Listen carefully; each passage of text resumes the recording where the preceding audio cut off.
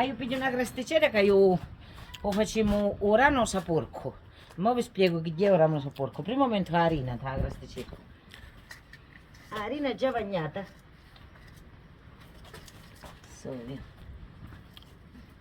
E basta tanto. Allora, questa carne è a settimana che si fa Urano Sapurco.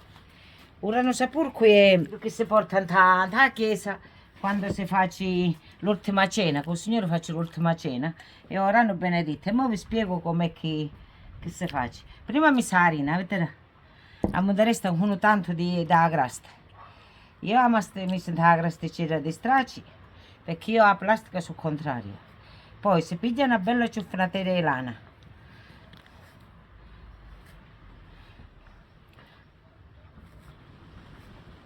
E vai a pigliare un po' di acqua poi me la bagno. Lana è pecora io. Una volta andavo che mandavo che magari non hanno la lana, mettono cotone, pure il cotone è buono. Però io metto la lana che è più tradizionale di una volta. È proprio come facevano in anni. Questa mia mi imparò la nonna Domenica. La mente non la crasta. Ma io tutta quando restano morcieri da allargare, ho tutta allargata, che così che l'ha dercata. La mente che entra. La bagni. Tutta, para. Quando si spara la cottonella.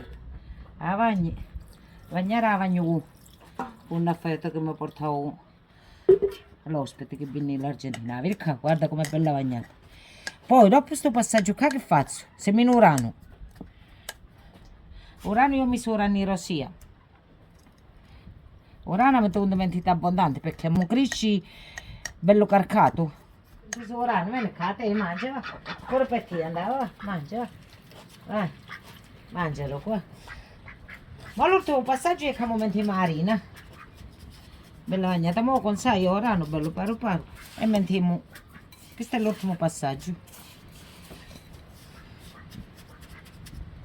Bella bagnata.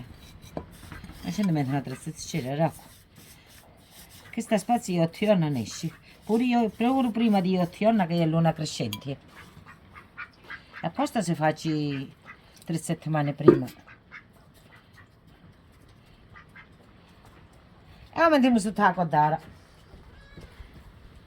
Come vi dicevo io, questo è un passaggio importante. Mettete sotto la codara. O mettete sotto la codara così, guarda. Io poi levo dentro lo scuro. Vuole sotto la codara, vedete che ci resta l'aria. Sotto la codara oscuro. E ci vuole 3 settimane.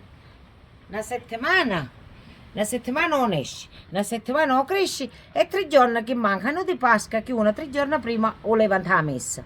E questo si chiama Urano o Sapurco. E viene una tradizione antica che si fa, però si rinnova sempre. Da Calabria lo fanno quasi tutti i vanti, alle altre regioni non so. È una tradizione che facevano in anni. Urano o Sapurco. Vi saluto.